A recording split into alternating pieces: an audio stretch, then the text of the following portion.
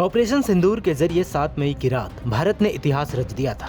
इस बात की पुष्टि करते हुए Indian air force chief AP Singh ने शनिवार को कहा कि ऑपरेशन सिंदूर में पाकिस्तान को भारी नुकसान हुआ। हमने उनके 5 लड़ाकू विमान मार गिराए थे। Air chief marshal AP Singh ने कहा, हमारे एयर डिफेंस सिस्टम ने शानदार काम किया। S-400 सिस्टम जिसे हाल ही में खरीदा गया था, ये गेम चेंजर साबित हुआ।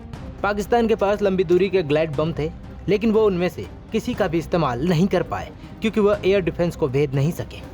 इसके साथ ही पाकिस्तान के एक surveillance aircraft airborne early warning and control electronic intelligence को लगभग 300 किलोमीटर की दूरी से मार गिराया। ये सतह से हवा में टारगेट हिटिंग का अभी तक का सबसे बड़ा रिकॉर्ड है। None of their aircraft could come anywhere near the boundaries of Akash and even MRSAM. All their aircraft were taken on by LRSAM because they were trying to stay away, but still they were within our ranges at times, and that is the opportunity targets that we got. AP Singh ने आगे कहा, पाकिस्तान के बहावलपुर में हमले के पहले और बाद की तस्वीरें सबके सामने हैं। वहाँ कुछ भी नहीं बचा था। ये तस्वीरें न सिर्फ सैटेलाइट से ली गई, बल्कि लोकल मीडिया ने भी तबाह हुई बिल्डिंग के अंदर की तस्वीरें दिखाई थी। And this is the main building of theirs, where the weapons have gone in, and it's badly damaged. Now, one thing which was good this time was that not only did we have these satellite pictures, we also had a lot of input from the locals media, which was giving us the inside pictures, because these were areas which were open to public kind of areas also.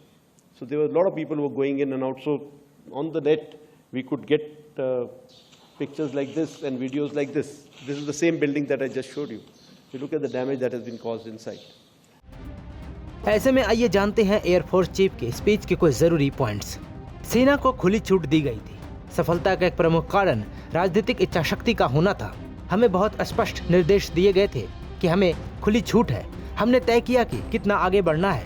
हमें योजना बनाने और उसे लागू करने की पूरी आजादी थी। तीनों सेनाओं के बीच कोऑर्डिनेशन था। CDS के पद ने वास्तव में अंतर पैदा किया। वो हमें एक साथ लाने के लिए मौजूद थे।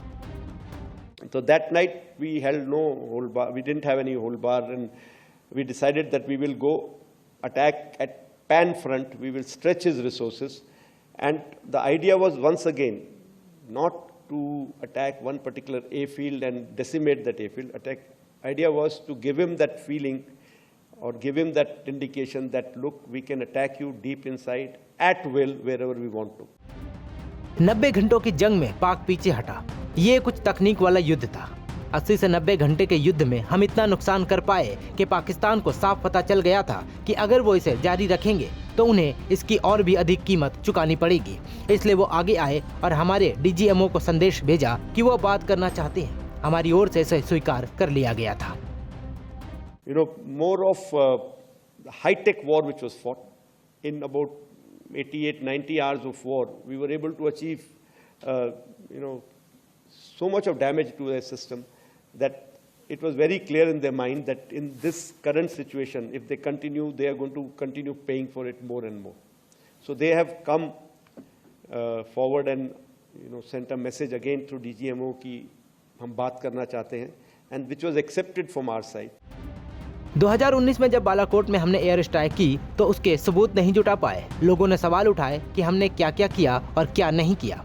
इसलिए मुझे बहुत खुशी है कि इस बार हम बालाकोट से उस भूत को निपटने में सक्षम थे और हम इस दुनिया को ये बताने में सक्षम थे कि हमने क्या हासिल किया। आपको बता दें कि पहलगाम आतंकी हमले के जवाब में भारत ने 7 मई की रात 1:30 बजे पाकिस्तान के कब्जे वाले कश्मीर में आतंकी के 9 ठिकानों पर एयर स्ट्राइक की थी, जिसके बाद पाकिस्तान ने हार मानकर सीज फायर की बात की। सेना ने कहा था कि इस स्ट्राइक में 100 से ज्यादा आतंकी मारे गए थे। पाकिस्तान के सरकारी मीडिया के मुताबिक भारत ने कोटली, बहावलपुर, मुरीद के बाग और मुजफ्फराबाद में अटैक किए थे। इसमें आतंकी संगठन लश्कर-ए-तैयबा का हेडक्वार्टर, जैश-ए-मोहम्मद के मुखिया मसूद अजहर का ठिकाना भी शामिल था।